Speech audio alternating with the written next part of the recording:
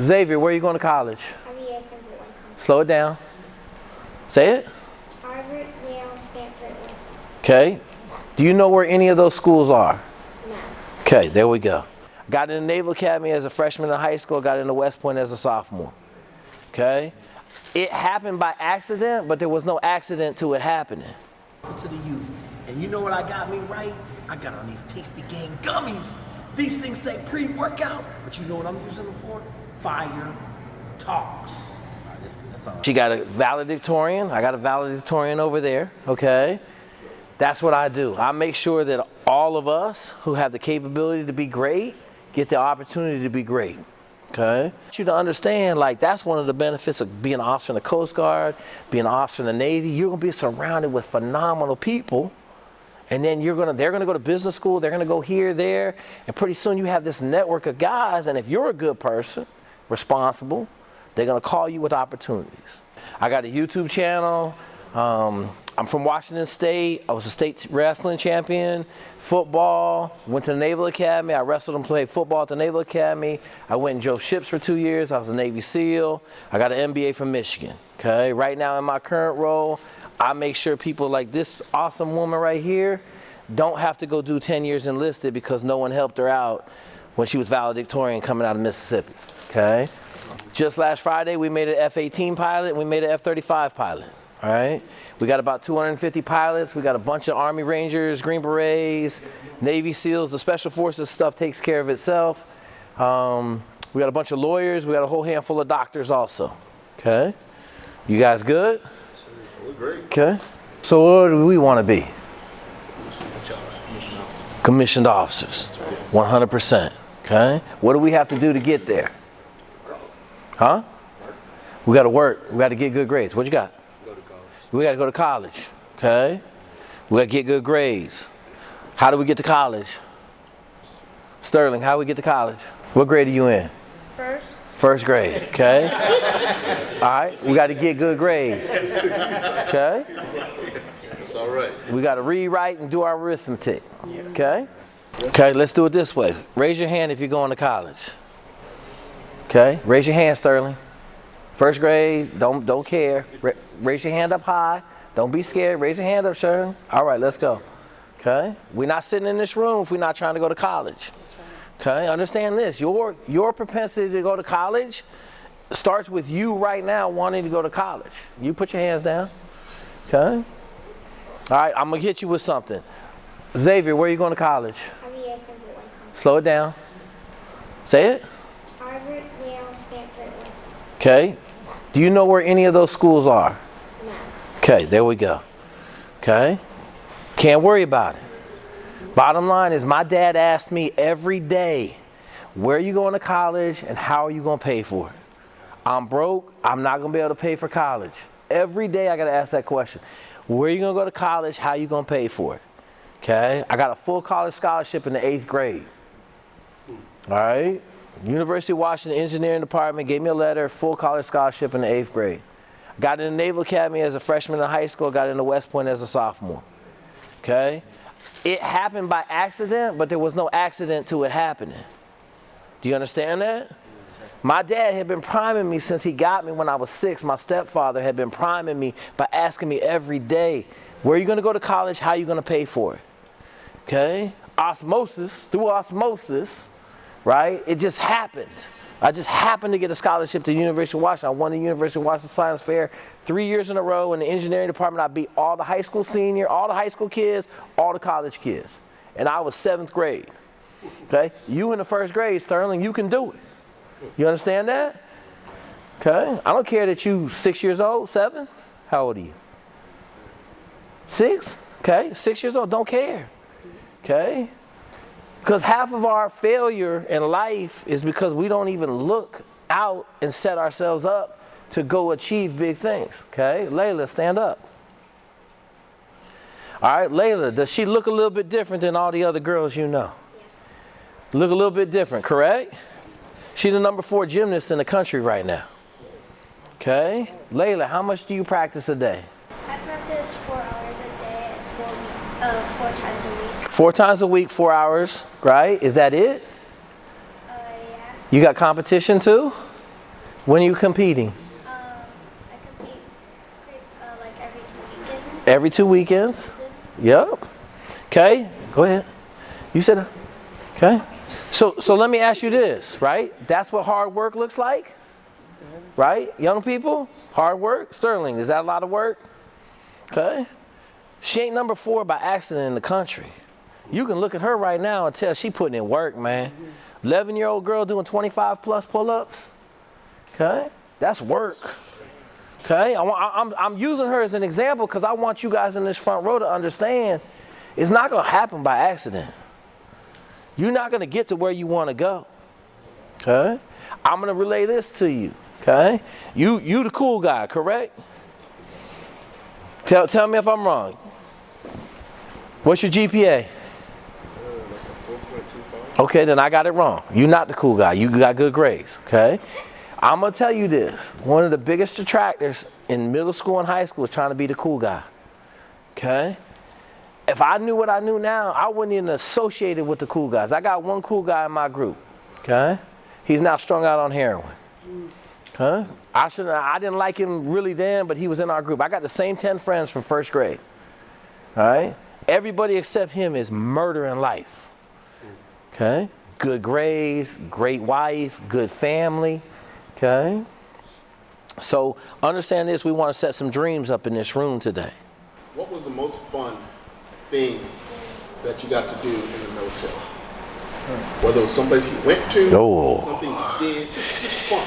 Because a lot of times you hear about the military, we think it's all a bunch of yelling and screaming and getting your face dirty and all that kind of stuff. Well, so I'm going to tell you right now, you got the wrong person up here. Okay? So I'm going to tell you this. In the surface community, driving ships, and in the SEAL teams, you get off at noon on Friday. Okay? So the first thing we do is head to the bar. Okay? I don't drink. My dad was an alcoholic. I said I'm not drinking. Okay? My whole game plan from Saturday afternoon, from noon to about 4 o'clock, was how many people could I meet from my Saturday party that I had every Saturday at my house. So I bought a house when I was 22. You want a cheat code in life? You buy a house when you're 22. Okay, I drove a 1984 Toyota pickup truck that had been crashed on the right side. I got it for $400. It did not matter. Because when they showed up to my crib, they understood what they was dealing with. Okay, so my life, I worked hard during the week. And then I had like basically a 3-day weekend, and I tried to party as hard as I could that whole time. Now let's talk some real life stuff, all right? All the young people, okay? What kind of car do you want to buy? What kind of car do you want? Okay, let's go to older kid. What kind of car you want? What kind of car you want to buy? A van? That was a shocker. What you got? A G-Wagon? Okay, G-Wagon. Yeah, you got a car? Cadillac? A Tesla. Xavier, what kind of car you want to buy? What do you want? All right, Lewis says Cybertruck. He want to buy a Cybertruck. Yeah, he says Cybertruck. Okay, listen, let me tell y'all something. Everybody look at me. Everybody look at me, young kids. We don't buy cars. Okay? We don't buy cars. Cars are a depreciable asset. Okay? That means they lose money. As soon as you buy your G-Wagon, what's it worth? $160,000, what's it worth? You drive it off the lot, what's it worth right now? Like $100K, 120, okay? So you just lost $60,000 by buying something that was $160,000. You know when you can buy that G-Wagon? When you got a company making you $1.5 million a year and you need to write something off. Then you can buy the G-Wagon for free. Okay, but I want you guys to understand, see, she talking about apartments. We don't rent apartments, we buy houses, okay? I want you to understand this. This is the framework that you grow up in. I grew up Jewish, okay? I'm the only black person in my whole family. We didn't have no nice cars in my family. We had houses, okay? One of them houses right now is now mine, okay? The point is, if you want to get wealthy, okay? And I know we ain't come from wealthiness, okay? I'll tell you the first one, I'm on free lunch. I know what government cheese look like. I ain't had nothing, okay? But my dad, my stepfather, would sell everything that he owned to go buy something to use, like a boat. Like we bought a boat when I was in 5th grade, and we sold everything we had. And I didn't like it, okay? Now I'm at my age, And I could pretty much buy what I want to buy. Sterling, you understand that? What do we buy? Cars or houses?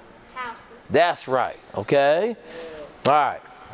On a scale of 1 to 10, how hard is it being in the military? I will say this, for me personally, up until the point where I started having some problems with the color of my skin, it was like a 0. Being in the military was a party every day for me. I got to work out for 2 hours in the morning, 2.5 hours. I got to shoot guns, ride helicopters, jump out of planes. Like every day was pretty much, it was like an adventure. However, when the politics started to come into play and the nonsense started to come into play, then it turned into like a 1 million. Like 1 million terrible. So I got out. Okay. Now I'm gonna flip that around. We'll talk about some mentorship. If I had mentorship when I was in, I would have been just fine. But the problem was I was the only black officer on the East Coast for 3 years. So I had nobody to talk to. I had nobody to get some references from. I literally was internalizing everything that was happening to me, and it ended up really bad. It's hard. Okay? So you got to have mentorship. What I'm going to say is, Rich Dad, Poor Dad. I didn't learn this until I was 28 years old. I'd already bought a house. Go read Rich Dad, Poor Dad. It's an easy book to read. It tells you how to do it. Okay? Now here's the thing I want to highlight on her story. No one told her the how. Okay? The key to life is finding somebody that is in a position that you want to attain and learning how to get there. Okay? She could have been anything she wanted to be, but no one was helping her when she was in high school saying, hey man, listen, we can go to Naval Academy, we can go to West Point, we can go to Coast Guard Academy, we can go to college straight away and get it paid for and get money. Okay? No one got her. I got to Naval Academy, I told you, got in as a freshman in high school, got into West Point. I literally made a decision on the Naval Academy because it had sailboats on the cover of a magazine. Okay? I grew up in a town with 200 West Point graduates, and not one of them dudes pulled me aside and even gave me any semblance of what the two differences was. Okay? My family had made a decision when I was in the 8th grade to not help me with college at all because I had already gotten a college scholarship and they didn't want to mess nothing up.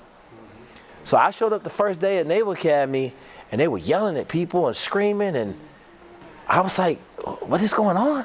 So I told some people I was going to punch them, leave me alone, I'm going to take a nap. And the ice cream man showed up in my room. Okay? Oh, wow. And the ice cream man sat down and was talking to me, and how'd you get here? I said, man, I got into school as a freshman in high school. He said, well, you never took a visit? No, I didn't take no visit.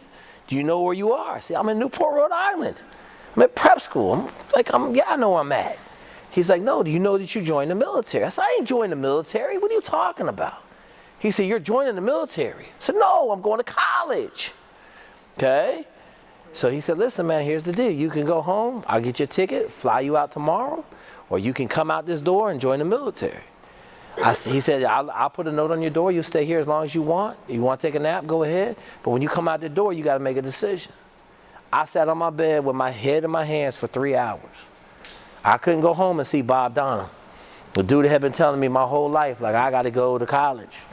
I knew that if this was my thought for probably about an hour of that time, if the Naval Academy is like this, West Point got to be the same thing. Because I was like, man, like I go to, got to be the same thing. I had no idea. Okay, so just know this. It's a world-class education. It's free. They're going to pay for it. But you're going to pay because you're going to lose 4 years of your life. It's going to suck. 15 kids at Naval Academy right now. I got 7 kids at West Point. I got 2 kids at Air Force Academy right now. I tell everybody the same thing. We're not going there to have fun in college. We're going there to have fun for the rest of the 40 years that we live in. Okay? But going to one of the service academies sucks. I don't even try to, and we all ain't a single, well, I guess young lady over there, she's a female. It's going to suck for her too, okay? It's going to suck at the service academies. But when you graduate, it's awesome, okay? So I'm going to give you an example right now what we dealing with. I'm trying to buy a business, okay? That's what you're going for. That's why when you go to Naval Academy, West Point, you get a college degree, you're in the Coast Guard, you're an officer, you're surrounding yourself with excellence, and so that excellence bleeds off onto you. Does that make sense? Right? Who lives in a bad neighborhood? Anybody live in a bad neighborhood where you hear guns going off? Nobody? Okay, Xavier, come on, man. I Fireworks, my man Fireworks. I know where he live, okay? So here's my point. You live in a bad neighborhood? Ain't no way. Okay, so here's my point though. When you live in a bad neighborhood and you have bad friends, what happens? Bad things, right? I got shot in high school. Okay, we fighting every day. I'm doing bad things all the time. Like the fact that I got to the Naval Academy was not even luck. That shit was a miracle. Oh, that was a miracle, okay? It's a miracle, okay? But I want. Man, I'm here at the dang Lone Star Museum. And you know what I got me right? I got on these Tasty Gang gummies. These things say pre-workout, but you know what I'm using them for? Fire talks. I want you to understand, like, that's one of the benefits of being an officer in the Coast Guard, being an officer in the Navy. You're gonna be surrounded with phenomenal people. And then they're gonna go to business school, they're gonna go here, there, and pretty soon you have this network of guys, and if you're a good person, responsible, they're gonna call you with opportunities. Rich Dad Poor Dad, okay? The next book by John Elliott is Overachievement, okay? I grew up on hard goal setting household. I learned it in 7th grade, I was hard goal setter. 2005, I turned down a $2,800 a day job. Okay, probably the worst decision I've made, but I feel better now because my wife has said we talked it over. I had just got the GA job at Maryland coaching football. I had spent 18 months trying to get that job. But what I didn't realize, and I realize now, I should have took the best opportunity, which was $2,800 a day. Working for Oprah Winfrey, running her little school down in South Africa where all the kids was getting abused, okay? I got that phone call because the guy running her personal security detail went to Buds with me. She was looking for an African-American educated dude that could go down there and win. And he was like, hey, I know the dude right now for you. And I turned down Oprah Winfrey for $2,800 a day. I don't think they know really who you are. That's okay, they're young, they don't need to, right? I know. What do you need, Sterling? What do you need to take out this conversation today? Give me something that you learned today. Let's see. The houses. Okay, buy houses. Anything else? Okay, that's good. Buy cars. Don't buy cars. That's great. I learned that I shouldn't go to the Navy college. Okay, that's fine. That's fine. We'll change that opinion. You're young enough. What'd you get? That you should have big goals in mind when you're younger. Mm-hmm. Talk about that a lot. And using those ideas in your brain, that's where thoughts are working. Wait, no, don't buy cars, buy houses. Cool. Good. Perfect. They getting the message, Xavier. Don't need to know who I am.